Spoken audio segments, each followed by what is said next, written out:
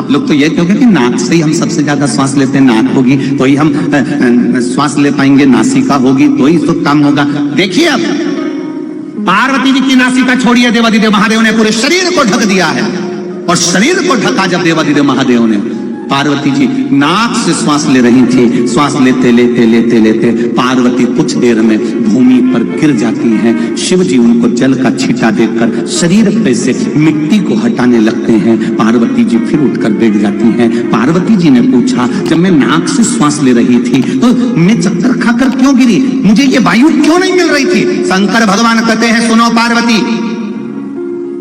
शरीर में 3.5 करोड़ रोम छिद्र हैं। ये केवल रोम छिद्र देखने के नहीं हैं, ये शरीर को ताजी वायु प्रदान करते हैं, बल प्रदान करते हैं, जिसके कारण बस ये शरीर चलता है। केवल नासिका के बल पर शरीर नहीं चलता। ये रोमावली। अभी यहां पर भजन चालू कर दिए जाए तो भजन सुनते सुनते जो भजन के प्रेमी होते हैं ना, उनका धीरे धीरे धीरे धीरे पांव की जो नीचे तलवा होता ना, वो धीरे धीरे बैठे बैठे उसको बजाना चालू करें। फिर उसका दिमाग भी थोड़ा थोड़ा, अब भजन सुन रहे हो कानों से, रोमावली में से जब प्रवेश करता है तो शरीर की तरंगें चलना प्रारंभ हो जाती है। शरीर की तरंग।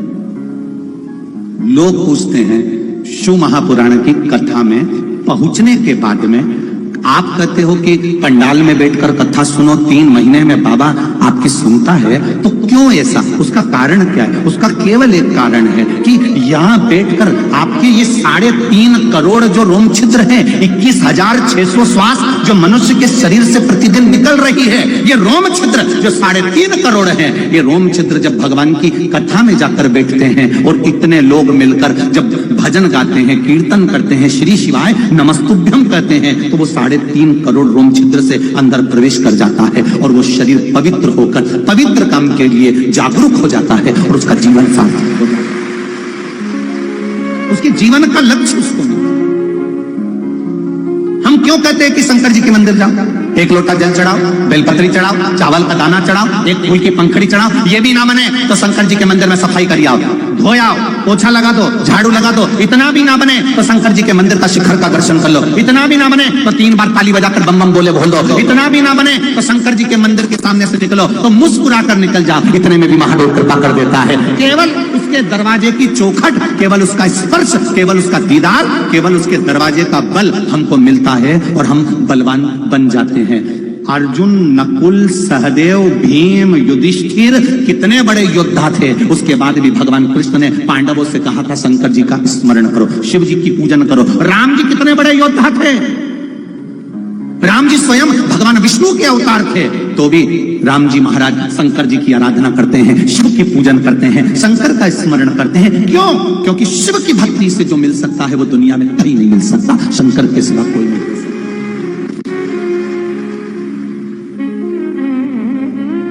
16,108 रानियां थी मेरे भगवान कृष्ण की, एक भी रानी से संतान नहीं हुई।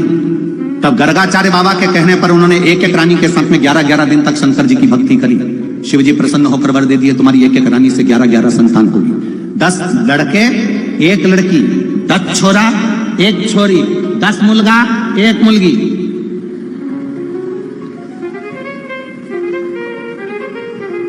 भगवान कृष्ण के यहाँ एक एक रानी से हुए 1,77,186 भगवान कृष्ण के बच्चे हुए। शिव की, ये शंकर की, ये शंकर की दया उदार।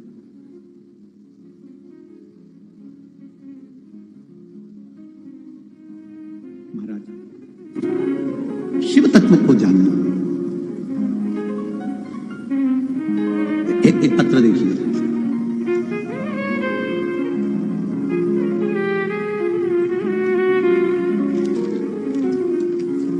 मैं गजानन,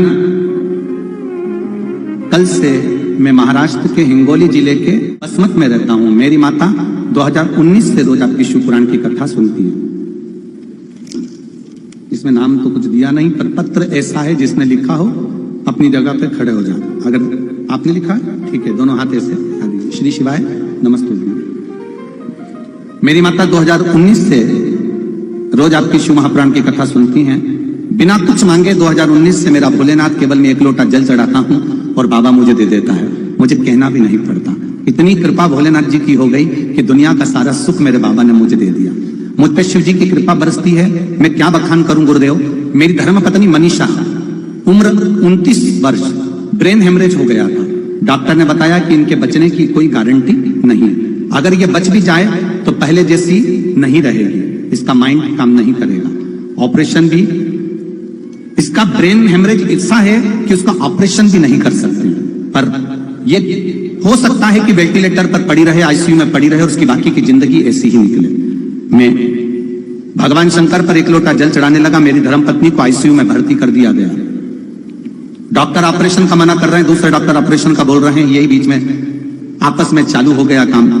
मैंने बस हॉस्पिटल से गया और 1 लोटा जल शंकर जी को चढ़ाया और वहां पर चढ़ी हुई बेलपत्र उठा लाया। धर्मपत्नी के पलंग पर आईसीयू के रूम में उसके गद्दे पर तकिए के नीचे बेलपत्र को रख दिया।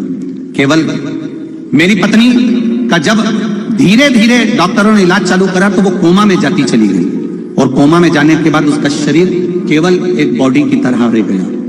बेलपत्र उसके सिराने पर रख दिया तो उसका शरीर हिल नहीं रहा था, कोमा में उसकी स्थिति थी। डॉक्टर ने कह दिया ये 5 दिन ऐसी रह जाए कि 50 दिन ऐसी रह जाए, कोई भरोसा नहीं, इसको चाहो तो ले जा सकते हो। मैंने भी डॉक्टर साहब से कहा आप अपना इलाज करिए, मैं बाबा से विनती करूंगा। मैंने भी 5 दिन बाबा को दे दिया, बाबा उसको 5 दिन हॉस्पिटल में रखूंगा और 5 दिन हॉस्पिटल में रखूंगा, डॉक्टर मुझे पानी नहीं पिलाने देंगे, मैं उसके शरीर पर लगाऊंगा। मैंने भी टीवी पर कथा सुनी है, वो सीहोर वाला महाराज शिव पुराण में कहता है सारी समस्या का हल 1 लोटा जल। मैंने भी 5 दिन आपसे मांगे हैं बाबा। 5 दिन मैंने डॉक्टर से कहा आप रखो हॉस्पिटल में, ये कोमा में चली गई है, मैं शिव जी को जल चढ़ाता उसके शरीर पर लाके छीट देता।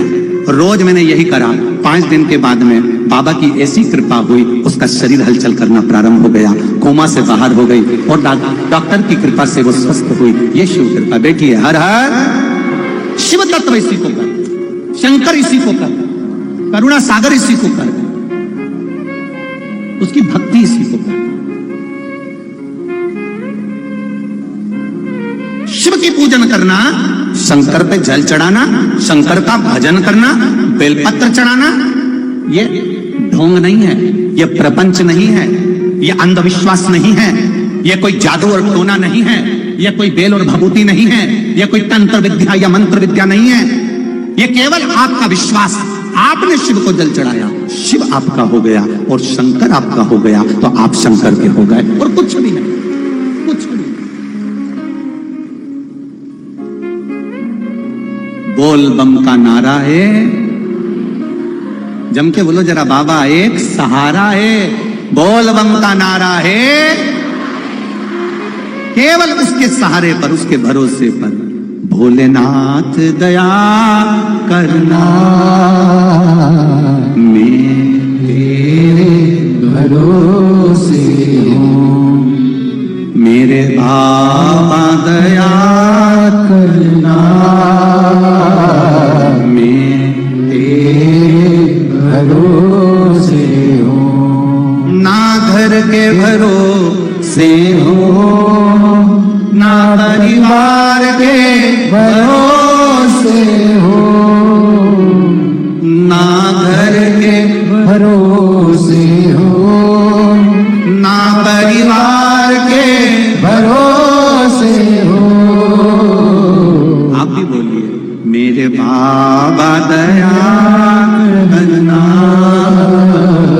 मैं तेरे भरोसे हूँ।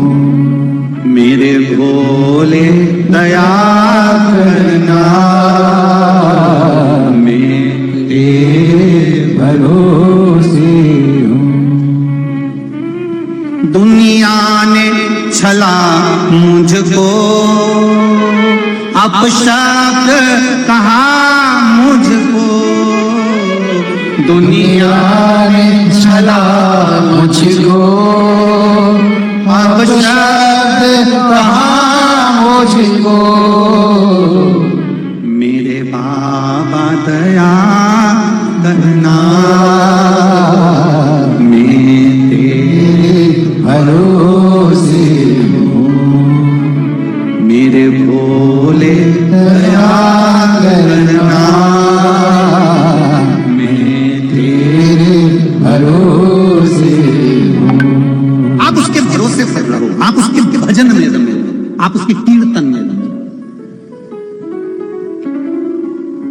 करो भजन।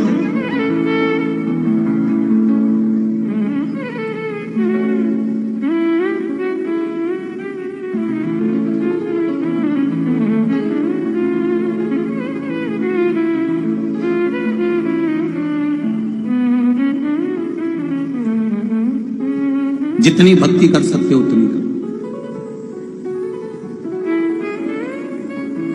कल एक बेटी ने झोली में, जो कार्यकर्ता झोली आपके पास लाते हैं, उसमें एक लेटर डाला, एक पत्र डाला। वो पत्र जहां हम सांसद जी के यहाँ हैं वहां पर रखा हुआ। उस पत्र में उस बेटी ने एक बात लिखी, हम मंदिर अगर परिधान को बदल कर जाएंगे तो लोग हमको हंसते हैं। अगर मान लो मेरे को कॉलेज जाना है, ट्यूशन जाना है, और मैं जो कपड़े पहनी हूं, मान लो मैं जीन्स पहनी हूं, मान लो मैं टी शर्ट पहनी हूं, तो क्या मैं मंदिर में जाके पानी चढ़ाकर फिर जा सकती हूं? अपनी कोचिंग सुबह सुबह का टाइम रहता है, मंदिर जाने के कपड़े अलग पहनूं, फिर कोचिंग के कपड़े अलग पहनूं, इतना समय नहीं मिल पाता। क्या मैं वस्त्र पहनूं और चली जाऊं? हम उस बेटी से कहना चाहेंगे, भगवान तुम्हारे कपड़े देखने के लिए नहीं बैठा है, भगवान तुम्हारा दिल देखने के लिए बैठा है। कपड़े देखने के लिए दुनिया के लोग बैठे होंगे, पर मेरे महादेव, आज के जमाने की बेटियां और बेटे अगर मंदिर जा रहे हैं, शिव मंदिर जा रहे हैं, एक लोटा जल चढ़ाने जा रहे हैं, तो मेरा निवेदन है, बड़ी मुश्किल से इनको मंदिर का दरवाजा मिला है। अगर हम टोकना चालू करेंगे तो फिर मंदिर से गायब।